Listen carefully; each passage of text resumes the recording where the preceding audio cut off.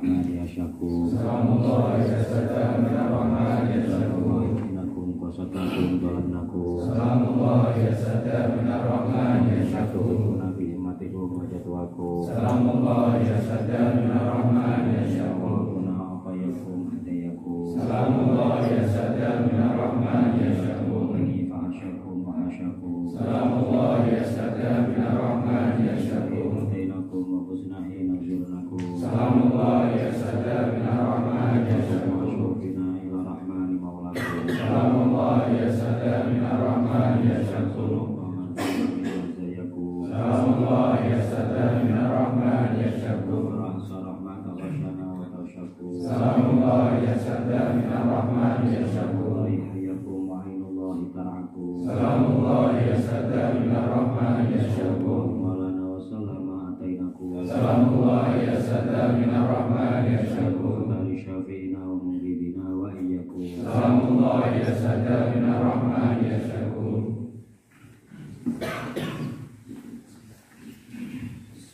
Assalamualaikum ya warahmatullahi wabarakatuh. Syahmatan maghribi wa syahduliman maghribi fi'atin maqajidakum zahirin. Assalamualaikum ma'afifina min hadarikum mustashfirin. Wa fikum mutasamin lafiratum mahaibin hadana indakum syahadata ala ilaha illallah. Wa asyhadu anna sayyidina Muhammadan Rasulullah sallallahu alaihi wasallam. Nasallallahu alaihi wa sallam. Al-Fatihah.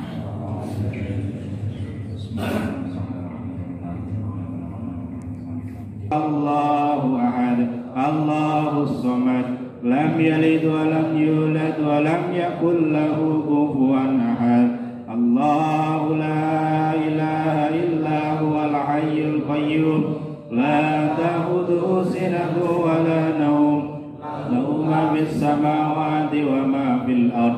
Man dhal ladzi yashfa'u 'indahu illa bi idhnihi.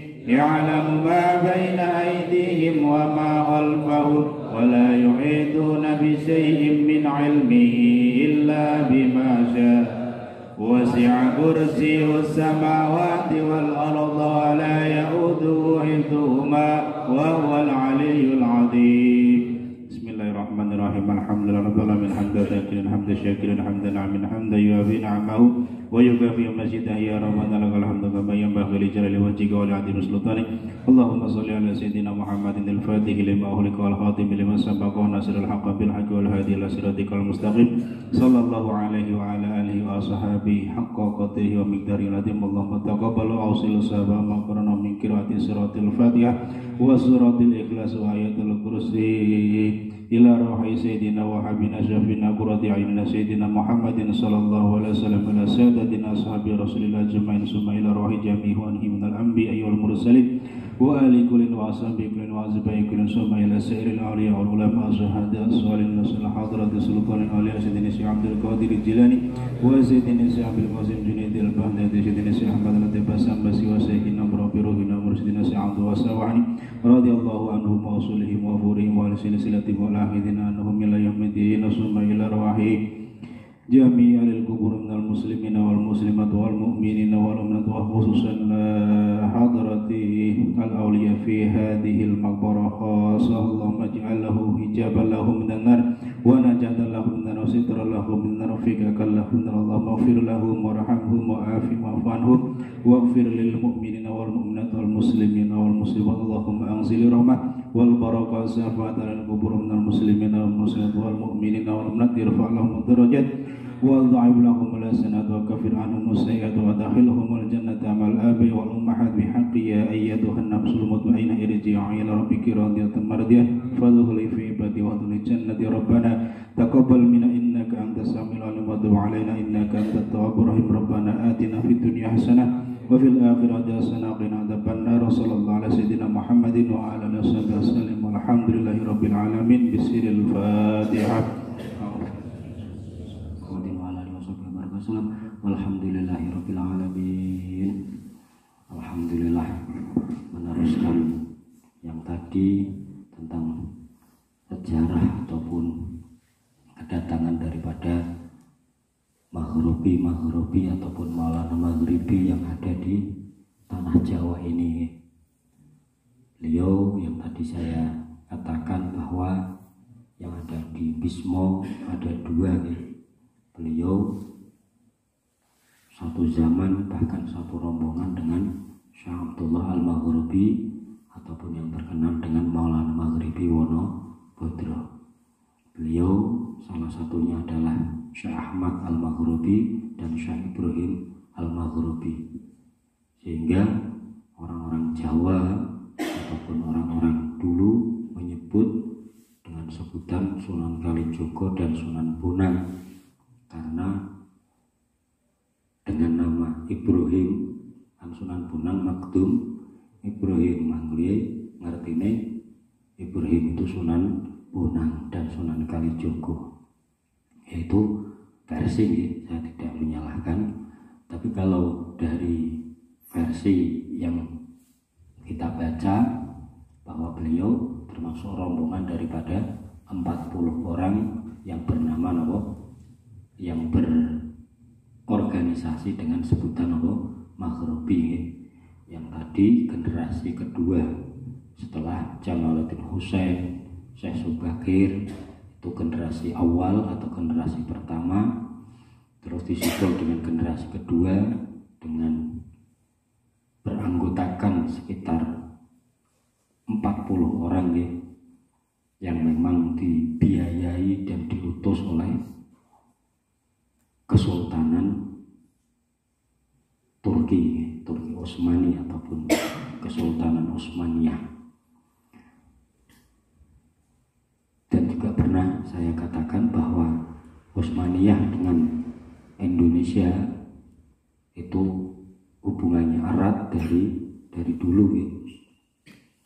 Semenjak daripada Sultan Fatih ataupun Muhammad Al-Fatih penakluk Konstantinopel. Terus dilanjut dengan Sultan Murad II, itu beliau memberikan gelar kepada Sultan Agung ketiga Hanyokrawati dengan sebutan ataupun anugerah gelar Sayyidin Panoto Gomo. Itu sudah ada hubungan seperti itu. Dan yang terakhir di Sultan Mahmud II itu sempat orang-orang Belanda ataupun wong Londo pernah melarang orang Aceh untuk tidak berhaji di tahun 1800-an. Itu Sultan Mahmud II nih, kalau tidak salah, Sultan Abdul Hamid II, itu beliau mengecam dan mengundang duta besar Belanda pada waktu itu, pokoknya sampai ngutek kalau wong Aceh berhadapan dengan Utsmani. Akhirnya dengan seperti itu Belanda seorang wani kelarang maneh karo rakyat Aceh. Itu pernah, bahkan sampai sekarang bisa dibuktikan Raja ataupun Sultan Abdul Hamid II itu pernah memberikan hadiah nih Maryam nopo-nopo nikutan Kesultanan Aceh sana. Itu sudah ada hubungan-hubungan seperti itu. Dan waktu pemberian gelar Sayyidin Panoto Gomo karena Raden Catmiko, nama asli daripada Sultan Agung ketiga ini Hanyokrawati berjuluk. Jadi tidak hanya beliau pandai di dalam mengurus tentang kenegaraan dan tidak hanya pandai di dalam ilmu olah kanuragan, tapi beliau juga pandai di dalam ilmu agama. Bahkan konon ceritanya beliau setiap 1 bulan sekali ya, ketemu rangkep nopo Jumat manis nopo Jumat kliwon, itu beliau khotbah di masjid ya. Sekarang jarang, bahkan mungkin orang-orang ya, seorang presiden sampai khotbah seperti itu. Itu karena keilmuannya beliau dan disiplin di dalam segala bidang. Maka termasuk paling benci dengan penjajah ya.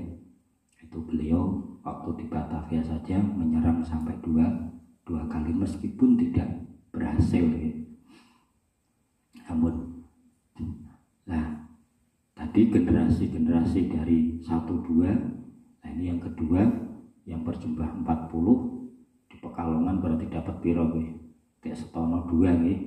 Syekh Abdul Aziz dan Syekh Abdul Rahman Al-Maghribi. Terus tadi di Wonopudronya sendiri ada 1 nggih. 3 berarti. Di sini ada 2 berarti berapa? 5. Terus di Rogoselo Syekh Abdullah Al-Maghribi dan Syekh Abdus Salam Al-Maghribi ataupun Ki Gede Penatas Angin berarti piro? 5 nggih. 7 nggih. Itu berjumlah sekitar 7 Al-Maghribi yang ada di Pekalongan. Yang di Jawa Barat hanya berapa? 2 ataupun 3, selebihnya itu ke arah Jawa Tengah dan Jawa Timur. Di Jawa Tengah termasuk tadi saya sebutkan di Parangtritis, terus di Gunung Turgo, di Semarang gitu. Tuh beliau belum sempat berdakwah, beliau jatuh sakit, terus akhirnya dimakamkan di Semarang tempat berlabuh di Kaligawe. Nah, yang masyhur yang di Jawa Timur itu yang di Trawulan, jadi Madil Kubro sama Syekh Ibrahim Asmoro Kondi ataupun Ibrahim As-Samarkan. Itu pemimpin, selaku pemimpin rombongan 40 orang tersebut. Itu kembali kepada orang-orang yang mungkin menganggap bahwa sejarah-sejarah masuknya Islam ke tanah Jawa ini dengan hanya dongeng. Kita buktikan beliau Syekh Ahmad Al-Maghribi, beliau Syekh Ibrahim Al-Maghribi, beliau mempunyai tinggalan, diantaranya mushaf nih, ada kopiah ataupun kolan suah niku kopiah beliau nih ceritanya, dan diantaranya nanti kalau panjenengan bisa sholat hajat di masjid beliau nih, itu Pak di model gawe-gawe itu kayune itu didelok nih, jare wong ilmiah tenger mau bisa dicuwil diilmiahkan, ditetesi kimia apa memang itu tua ataupun tidak bisa dibuktikan nih. Ini masjid ini sekitar 3x3 apa berapa, maka kula panjenengan saged ningali sokone sih utuh kabeh. Di Demak walaupun sudah diganti, aslinya masih dimuseumkan, itu bisa dibuktikan kalau memang itu hanya cerita fiktif nih ataupun legenda saja. Makanya kula panjenengan sing seneng ziarah kaya ngene, ini bagian daripada melindungi nggih. Walaupun kabeh krana Allah Subhanahu wa taala. Jadi ini orang kaya wong-wong sampean kok kuwi gampang untuk menghilangkan jejak sejarah. Acak bae kuburan masyhur wis ora usah di ziarah, ya ora usah di opane. Setahun wis cok moro-moro di apartemen, cok moro-moro wis dadi omah nggih. Ingin bukti bagi Maksum Sawah Tengah nggih. Peninggalan masjidnya ada, ataupun sekarang musola nggih, musola Mbah Maksum. Musolane ono, bahkan dina Jumat kliwon to sing gawe adus karo bocah cilik-cilik. Makome sempat saya tanya-tanya orang di situ, ya ono sing kondom, "Bi aku si cilik iki koyo ono tenger ning ngono omah kono." Tapi ndi saiki wis ilang. Terus di toko Mickey Mouse nggih depan Carrefour depan Matahari nggih. Itu di dalamnya ada makam. Kalau tidak salah beliau juga marga bin Yahya waktu perang tahun 1700-an ya. Londo mulai teko ning Jawa utawa ning Jawa Tengah. Terus Sorogenen diobong nggih lumbung padi, cukup banyak yang meninggal termasuk Mbah Santri yang ada di Jalan Gajah Mada dulu depan Konita ya. Terus yang ada di Mickey Mouse, terus Mbah Kiai Sedik ya, yang makamnya ada di Pohon Ringin Sorogenen sebelah lor wetan ya. Itu beliau syuhada yang wafat ataupun meninggal karena peperangan tersebut. Yang paling banyak ya makam itu di Stono. Stono itu dulu hampir semuanya adalah di Solo makom. Gane koyo astana itu maknanya kan kuburan. Jadi Stono gedong kuburan. Astana Giri Mangun, Giri Kedaton dan seterusnya itu astana itu maknanya apa? Kuburan. Sampai sekarang desanya masih disebut dengan Kelurahan Stono. Terus ada di Sampangan, kene jero omah Cina. Maksudnya sing duwe omah napa? Wong Cina. Tapi orang Cina justru malah sing utuh ora dibongkar. Wong Amet Sewu nggih.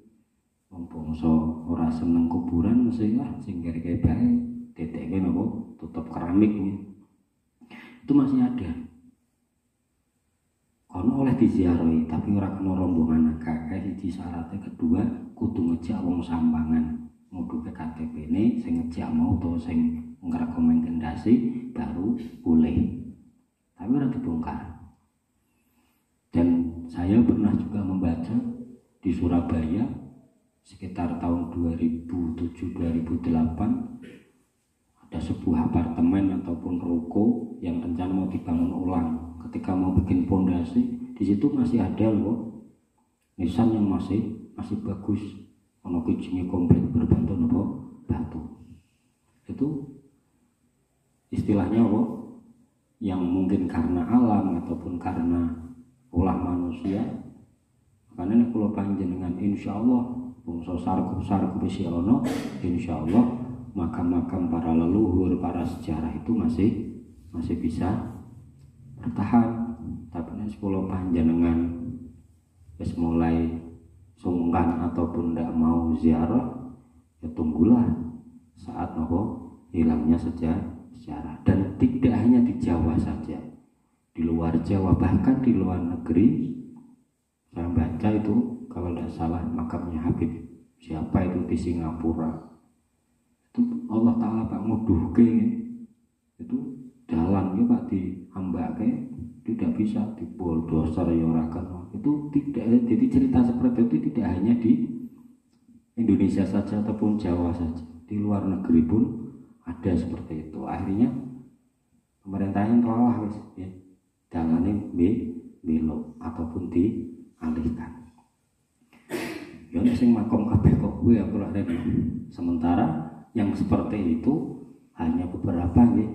Kebanyakan bisa dilangke, tendang tenger suwe-suwe ilang, utawa ana sing semperawut watune apik bedol lah nggih gawe akeh jare regane larang. Itu awal daripada hilangnya sejarah. Paham nggih? Makanya kula panjenengan yang sering pesan minimal tangga kula panjenengan ataupun kampung kula panjenengan ana guru ngaji sing memang beliau ikhlas nggih. Jangan kita remehkan, kita uri-uri. Insyaallah seperti itu nanti di 100 kemudian, di 50 tahun kemudian itu akan menjadi aset sejarah daripada bangsa ini. Menangnya menjauh orang-orang NU, kenapa mereka kok bisa pahlawannya kok akeh ora-ora. Karena apa? Itu bisa dibuktikan. Hasyim Asy'ari beliau secara tertulis memang sejarah nih membuktikan. Makamin di si ono, bagi Wabastullah dan ulama-ulama yang lain ya. Sementara mereka yang meremehkan kuburan ketika wong NU banyak yang diangkat menjadi pahlawan kebakaran jenggot donge wayah kon buktikan di kuburannya lingak-lingok. Sing ono hanya satu atau dua lah. Satu Mbah Ki Ahmad Dahlan, dua Ki Haji Mas Mansur, liyane ra ono kabeh. Ya ora salah ora pemerintah menganggap beliau pahlawan nasional karena ada bisa dibuktikan secara tertulis, bisa dibuktikan memang betul-betul ada orangnya ya. Tapi orang-orang yang tidak mau merawat makam-makam para leluhur yang mempunyai jasa besar kontribusi ke negara ini ya salah dhewe. Lah NU alhamdulillah di situ gelem, walau mungkin orang duwe turunan kaya Mbah Ki Samsuri, ada santri ataupun muhibbin yang mau merawatnya. Banyak. Jadi kula panjenengan ketika membahas tentang sejarah, yo Allah Ta'ala ketika mau mengangkat kan ciri-ciri ya, kata Maulana Habib Muhammad Lutfi, ciri-ciri daripada makam wali itu meskipun sudah hilang berapa tahun tetap akan terangkat. Imam Bukhari itu ditemukan di zaman Presiden Soekarno dulu pernah hilang ya, berapa tahun. Salahuddin Al-Ayyubi, terusan sapa maneh ya, ulama-ulama banyak yang diketemukan di kemudian hari. Itu krana wis mungkin paham Imam Bukhari itu krana janjine Presiden Soekarno ya, aku gelem teko ring negaramu asalkan temukan dulu makamnya Imam Bukhari. Akhirnya dituru 6 bulan ora ketemu. Terus nyerah intine. Tapi Soekarno jangan nyerah. Nek kowe pengin aku teko renggono, aku kerah kaya mana baru ketemu. Setelah itu ditawani karo Soekarno. Makam ini Pak dirawat utawa dibangun apa ndak duduk 1 meter dawa 2 meter tak ijoli nganggo emas. Padahal Soekarno kertak atau apa wong duwe Soekarno waktu itu masak gedene kuwi nggih bobot duwe, tapi kertakane membuat mereka akhirnya apa arane kiyang ya, ngopeni makam tersebut.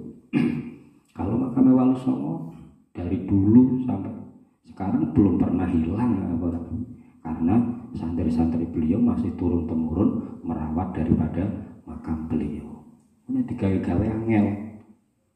Tenger model koyo ngono ki taun piro itu bisa dibuktikan dengan sejarah ya. Makanya kula panjenengan pesan besok karo anak-anak kula panjenengan lestarikanlah, istiqomahkanlah untuk berziarah. Di samping itu menguatkan sejarah yang kedua yang paling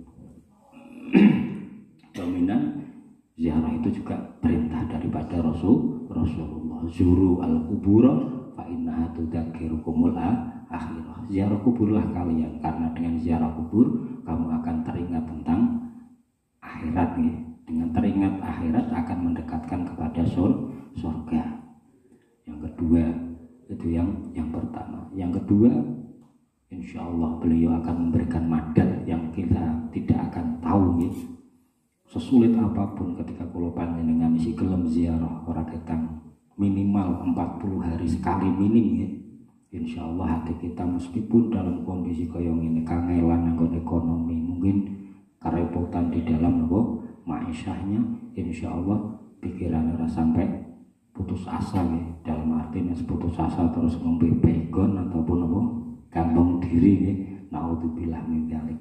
Insya Allah ketika kula panjenengan minim apa maneh kok seminggu pisan, apa maneh kok 2 minggu sekali, insya Allah Allah Ta'ala sih bimbing datang kula panjenengan lewat madat ataupun nur yang dipancarkan oleh wali-wali ataupun aulia yang kita ziarahi. Lah mudah-mudahan madat ataupun nur tersebut, cahaya tersebut lumampir dumateng keluarga kula panjenengan ya, datang duriah kula panjenengan, demen datang para mahabbah datang para aulia, para ulama. Allahumma amin. Niki setelah niki kula panjenengan tabarruk nggih, ana berkah salat hajat mangke 2 rakaat piyambak-piyambak mboten usah jamaah di makam beliau, di masjid beliau nggih. Mugi mangke dadi saksi besok ten akhirat nggih. Terus yang ketiga, insyaallah biasa bulan Suro ngantos Safar kita minggu depan ataupun Senin depan ziarah di makam Rokoselo, terus Senin depannya lagi di Nyai Ambariah Bukur, dan Senin depannya itu di ujung negara nggih Syarifah Fatimah nggih. Jika semanten mugi manfaat maulaya sholli wa sallim daiman abada ala habibika khairi khalqi kullihim huwal habib atuhu li kulli hauli minal ahwali muqtaham maqasidana waghfir lana ma madha ya wasi'al karami ya Allah biha ya Allah biha ya Allah bi husnil khatimah taqabbalallah.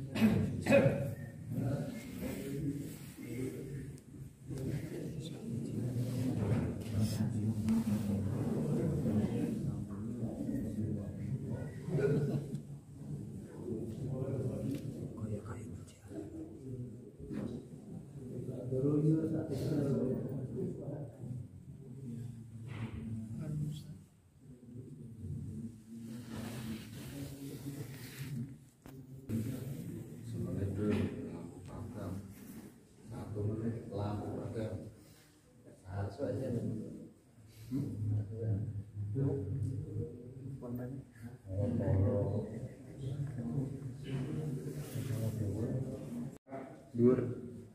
Apa jatah apa deh? Kelalan aku. Oh.